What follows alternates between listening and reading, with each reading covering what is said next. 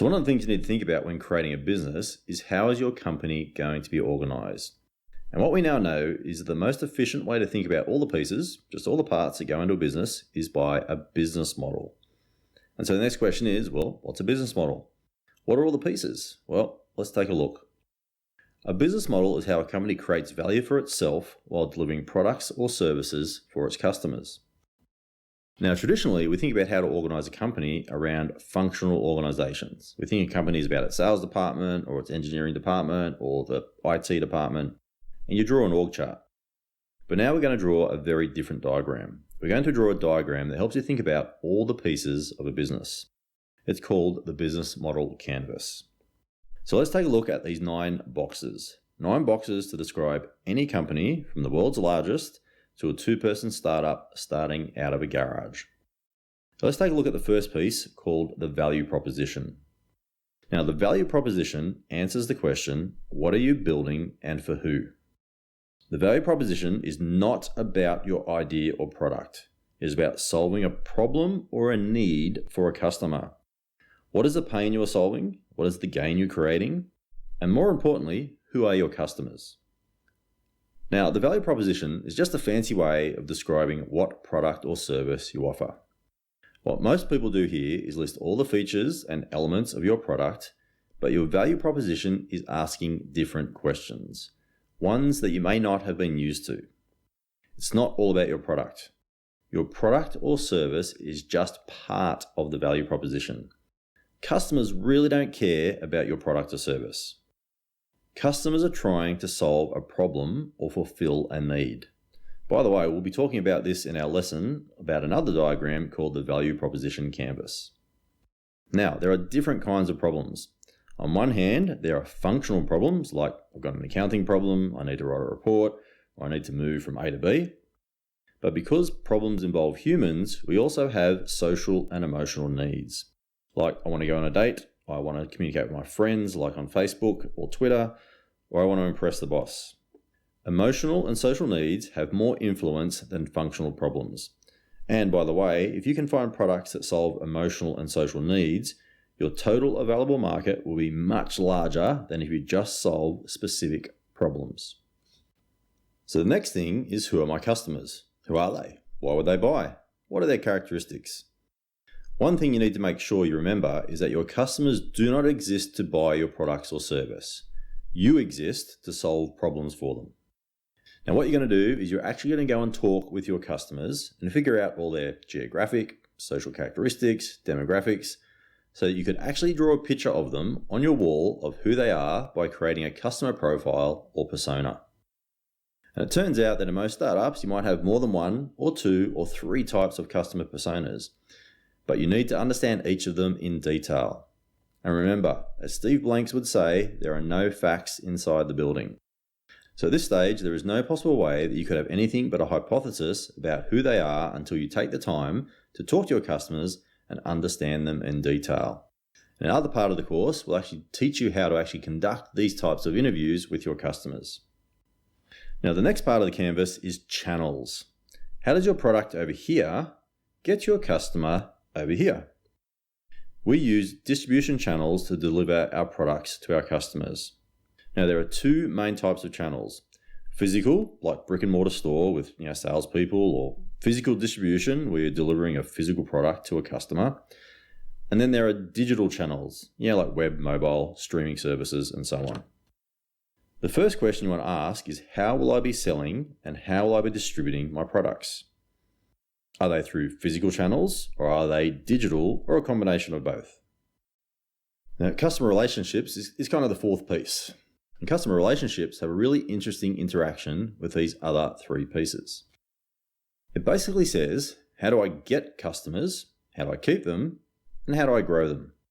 And just like thinking about distribution channels, these are very different for digital than they are for physical channels. But visually, they look like this double-sided funnel. So let's say you have an e-commerce store. You're going to want to think about, how do I acquire customers? Or how do I even get them to my website? How do I activate them or get them to take some type of action like buying a product? And then once I have them, how do I keep them around? Or how do I not lose them through churn? And then What can I do once I have customers to make them spend more money or use my product even more?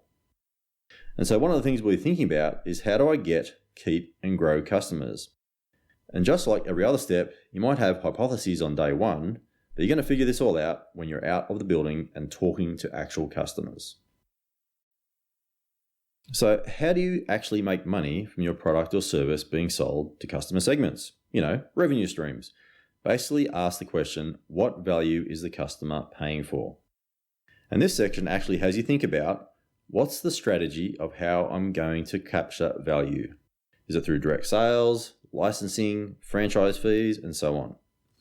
It also gets you to think about your pricing tactics. Is it a freemium model where I'm going to give away the product for free and hope that some portion converts later? Is it a subscription model or an hourly rate? The best way to figure this out is being able to interact with lots of customers until you finally understand what the right revenue stream and revenue model is. Now in the description below, you'll find a link where you can download a free PDF with over 50 different revenue models you can think about. The next piece you want to think about is, what are the key resources? What do you need to make the business model work? What assets are important? So what's an example of an asset and a key resource? Well, think about, what human resources are you going to need? Who are they?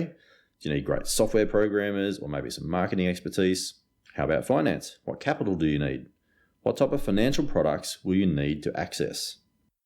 Now, some assets and resources are physical. Do you need a physical plant, like a manufacturing line? Do you need specialized machines? Do you need vans for delivery? Do you need cars? Is there something else you need? And don't forget about intellectual property. Are there patents you need to acquire or protect? Do you need to protect a trade secret, like Colonel Sanders' secret herbs and spices? The next piece is, who are your key partners and suppliers? Now, partnerships are kind of interesting because we need to ask a couple of questions about our partners. What exactly are we acquiring from partners? What key resources are they providing? And also, what activities are they going to perform? And this is where startups sometimes make the mistake of thinking, well, large companies do partnerships. Well, I guess I need one of those as well. It turns out the types of partnerships you need in year 1 are certainly not the ones you're going to need in year 3 or 5 or 10. And it turns out we can distinguish between 4 different types of partnerships, which are strategic alliances between non-competitors, co-opetition, strategic partnerships between competitors, joint ventures to develop new businesses, and buyer-supplier relationships to assure reliable supplies. And so you need to be thinking about who they are, what is going to be the relationship, and then go and talk to them to find out what's going to work. Next comes key activities. What are the most important things you need to do for the business to make the business model work? Do you need to make things? Do you need to manage a supply chain? Need to do some R&D? What are the key activities you need to become an expert at? And then finally, all of this adds up on the left-hand side over here to cost. What are the costs and expenses to operate the business? Now, one of the interesting things about cost, it's not just the obvious ones like people or buildings or materials. What you're really going to be asking are, what are the entire costs to operate the business model? So you want to think about the most important costs you need to worry about. What are the most expensive resources you're going to need to pay for? And what key activities are going to cost the most? And then you're going to want to ask typical accounting things like, what are fixed costs? What are variable costs? Are there economies of scale? And you want to start getting a good handle on what it's going to cost you to run your business. Now, if you're building a purpose-driven business that is looking to address environmental or social issues, there are 2 additional sections we add to this diagram. The first is beneficiaries. Who else benefits from your business solution? This is where you think about the triple bottom line. What broader economic, social, or environmental benefits does your solution deliver, and to whom? And finally, we have the sustainability benefits. A bit like the revenue section. This is where your business model captures value in the form of impacts like reduced carbon emissions, less waste, improved biodiversity. This section is to think about, how are you going to measure these outcomes?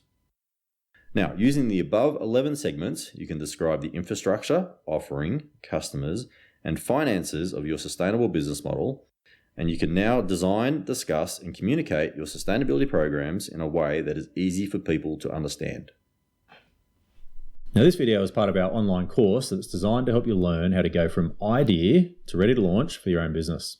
The course includes case studies of over 65 different business models.